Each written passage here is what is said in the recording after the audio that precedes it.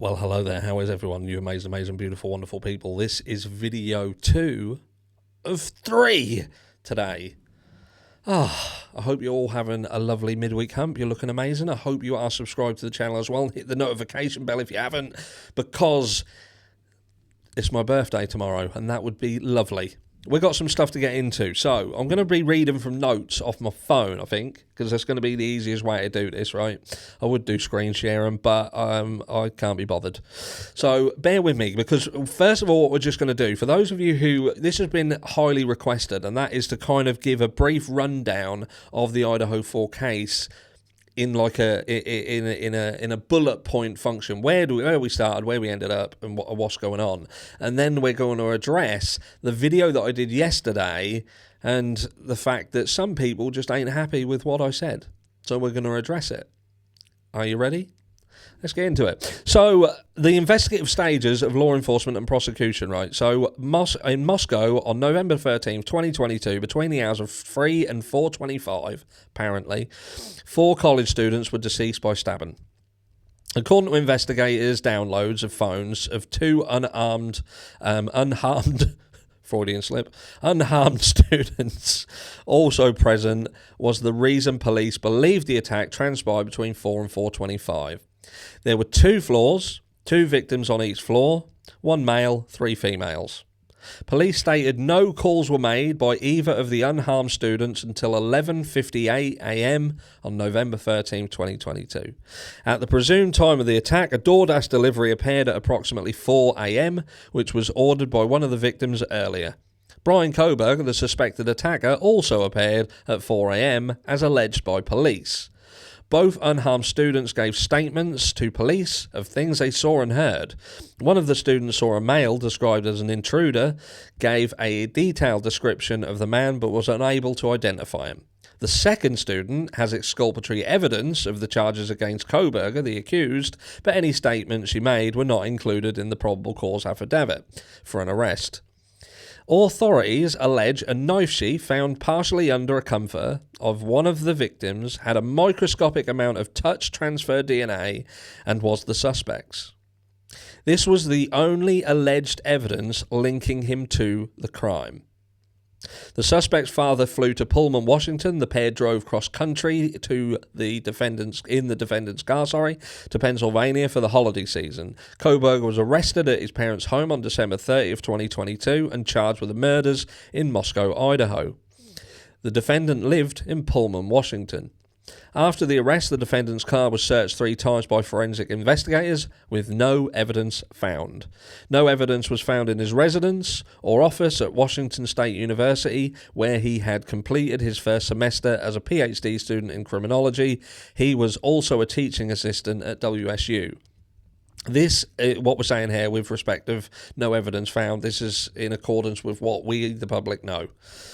Just to clarify that before people fucking start whinging and say, well, you don't know what they found, you don't know this, you don't know that. No, but this is seemingly what's being suggested via court documentation, not Ashley Butfield or Nancy Disgrace or Howard Blumber-Bus.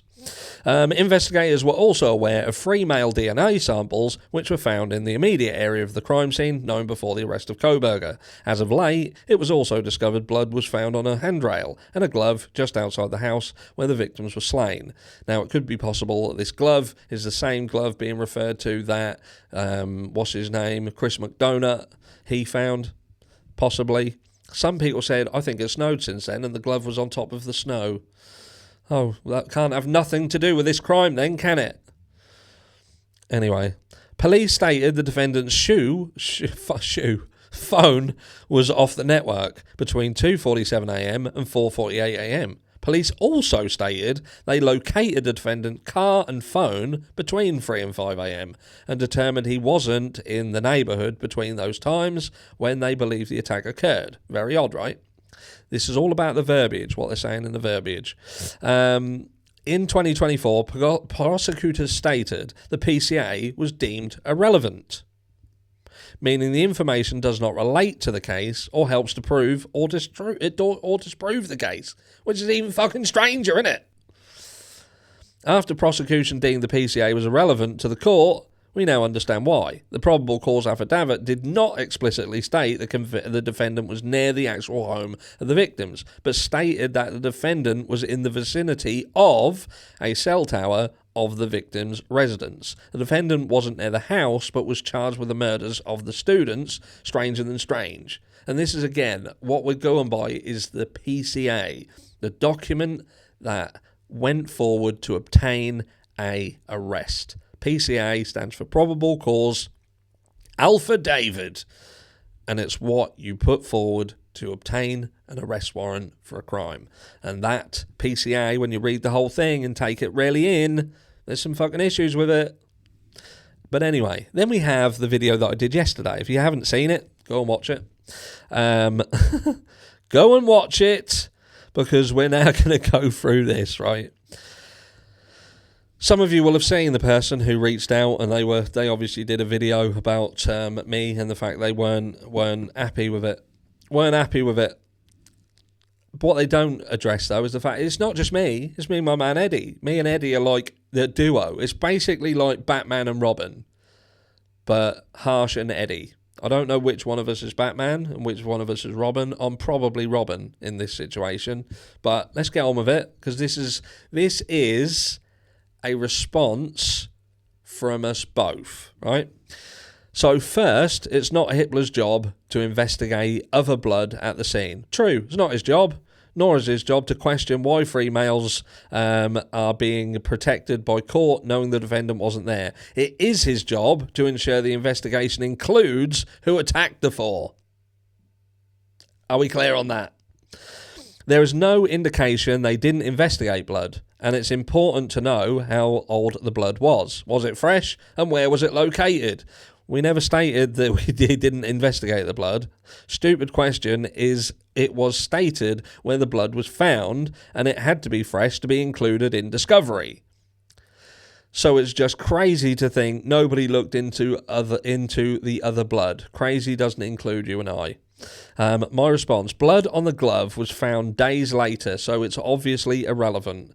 In the suppression hearing, Taylor stated the glove was found just outside the house. It was found days after the property was searched. The clown stated it had nothing to do with the crime. The clown can't know this. Not until trial are we going to know if the car wasn't identified correctly. The what do you call it? The FBI. Didn't identify the car correctly, or maybe it was a 2015. Maybe, but regardless, it wasn't BK's car. That car weren't BK's. Whatever you say, in accordance with the PCA, which is the important thing to understand what we're talking about here. Talking about the PCA that was used to obtain a search warrant, an arrest warrant. That car in that PCA was deemed by an FBI specialist to not be Bryan Kohberger's car. And I'll tell you what else, right, before I move swiftly forward. What makes me laugh is, in this video, I said something yesterday that some of you pointed out and said that's actually wrong, and that was about police obtaining phone numbers during seatbelt stops, saying actually this is quite a regular occurrence. If someone's pulled over for a seatbelt violation, they'll take their phone, they'll take the phone number just in case this goes to court. They want to argue and the court dates change, and various people said it. And look, what do I know? I'm in the UK, and I've been pulled over multiple times back in the day for I've never ever had my phone number asked for, and I've also heard contradictive statements by others who have turned around and said they've also in the US been pulled over multiple times and never had the phone number asked. But that's by and by. If I'm wrong, I'm wrong, and I'll hold my hands up and say, okay, we're wrong. But what makes me laugh is that these people will come forward and they'll pick that up and say, well, that was wrong. The phone number. But what they won't do is they won't approach you and say, do you know what? It is a little bit fucking odd that there's blood at the scene of a crime, that there's not really as much effort gone into that to find out who that was that they did on the tiny speck of trace DNA on the knife sheath. even if you believe that there's even a possibility that other people are involved. And I know what people are going to say, well, we don't know that they haven't been investigated. Well, the documentation would seem to suggest that we haven't had a completion on that of who that is, not identified. There seems to be an issue through the identification, not the actual profiling of it and going over it. It's the clarification of exactly who it is and the relevance. And we're 2 years down the trot and it's still being fucking brought up now. Hold on. So we'll go back. It's a little premature to say it's not his Kohberger's car. Prosecution stated to the court it's not his car.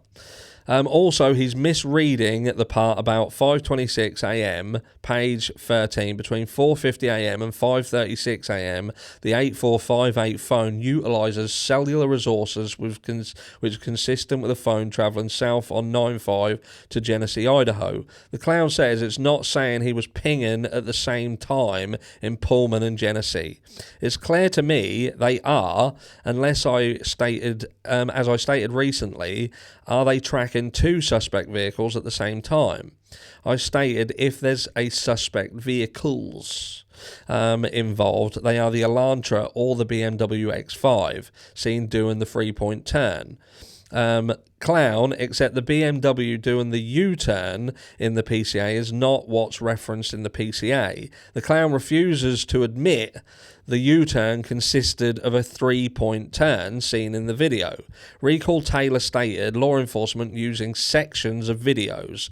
The white 4-door sedan doing the 3-point turn was perfect in an attempt to state this was BK's car. His friend, me, apparently thinks DM and BF called campus police. The campus police division is the same as the Moscow police division.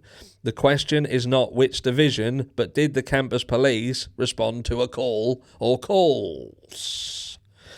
So we go on to here. It's preposterous to think they called after the crime and people were escorted to the station and interviewed and campus authorities showed up and then everything became public at 11:58 a.m.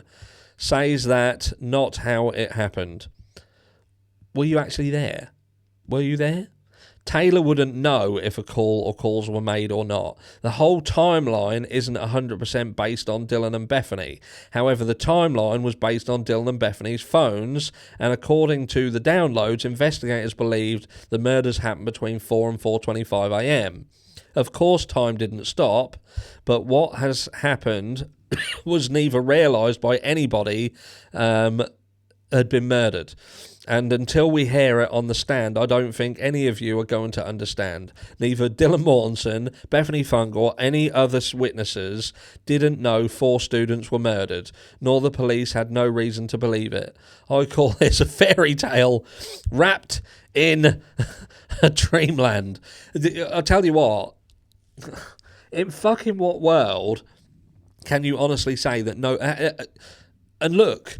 I like people when they call out, right? They'll call out and say, you're talking shit.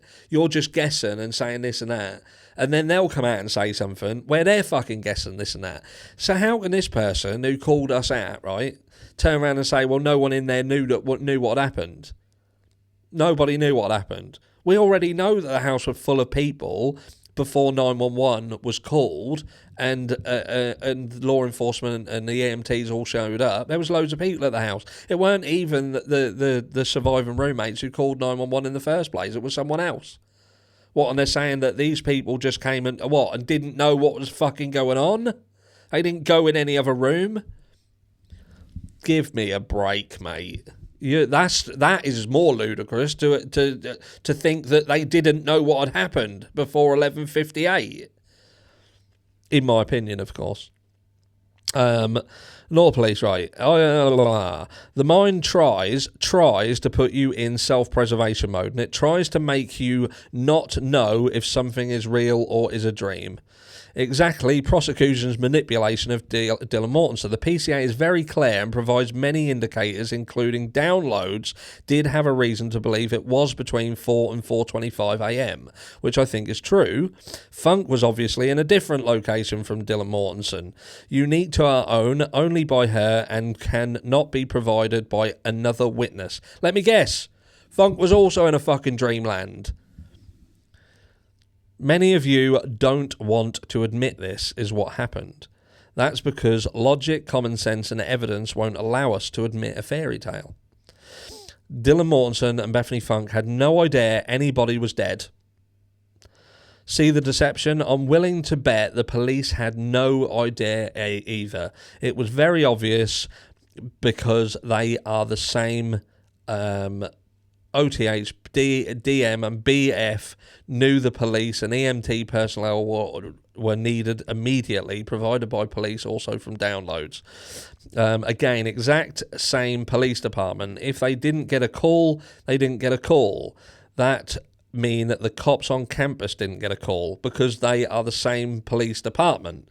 This is our question. It's not the location of the departments, but did campus department respond? They may have a campus decision. No, they do have a campus division. They are all out that night. There was fucking police everywhere in the area. They're not separate. There's not a separate one. It's the same police department. They're in separate locations. It's location, isn't it? Location. Some of you are going to be like, what the fuck is he talking about? What is he talking about, right? No one made a call until 11:58 a.m., but DM, BF and any other witnesses present, including any neighbours, didn't know a fierce, brutal attack had happened. Well, again, Harsh, nothing did happen in the 8 hours, so fuck off. Nothing happened in the 8 hours. It tells me to fuck off. And there it is. These bozos think the perpetrator was one of the police officers. Harsh and I are not included in the bozos. You can bet Dylan Mortensen would have recognised the police officer. Yep, and likely she did. But a second-year sophomore has memory issues, was drunk and didn't know if she was daydreaming. Same as BF, right? That's the issue here. What they can't fucking understand, they recognise the cops. Fuck's sake. That's the issue. What you've got the prosecution who are now basically destroying the credibility of their witnesses. Why would the prosecution want to destroy the credibility of their witnesses if there wasn't a potential for them to point the finger at somebody, for them to then have to turn around and say, well, they can't be trusted. They were probably drunk under the influence on fucking hallucinogenics, whatever. Do you know what I mean? It's just a mess, isn't it? But I needed to say, it's quite funny that people call people out when they have something to say about the Idaho 4 case. And these guilters, Bryan Kohberger did this crime, Bryan Kohberger's the man, and they're willing to look for all the little tiny details, but yet they weren't there. You can't turn around and say, well, nothing happened in the 8 hours. How do you know what happened in the 8 hours? 8 hours is a working day. It's a fucking working day, mate. How do you know what did and didn't happen? That the blood was or wasn't involved? The point being, the blood exists, and the blood, we don't know whose it was. They don't seem to know whose it was. And Taylor doesn't seem to know whose it was. And why doesn't she? And why isn't Hitler concerned about it? Why isn't he wondering what's going on? When you've got a car in the PCA, why isn't there an issue with the PCA being deemed as irrelevant when it was the PCA that put Bryan Kohberger exactly where he is? It's because it's almost like, well, we've done the work. I'll tell you what, the question is this: do the ends justify the means? And that's what you've got to ask. As US citizens, do the ends justify the means? Do you know what I mean? And that's it. Could Bryan Kohberger have done this crime? He could have done this crime. But what they have failed over and over and over and over and over and over to do is to show it, to prove it. And look, maybe something comes out in a court later. Fair dues. I will hold my hand up and say, well, now they've shown this, that makes sense. But as it stands at the moment, what we see, that don't make sense. And that's why I will continue to call it out. And you can't call me out and call my man Eddie out and say that there's an issue with what we're saying when you're coming at us with your own conjecture just from a different viewpoint because you think he's guilty and we don't at this stage. You've got an opinion which you're entitled to. I've got an opinion that I'm entitled to. So you fuck off. Mwah.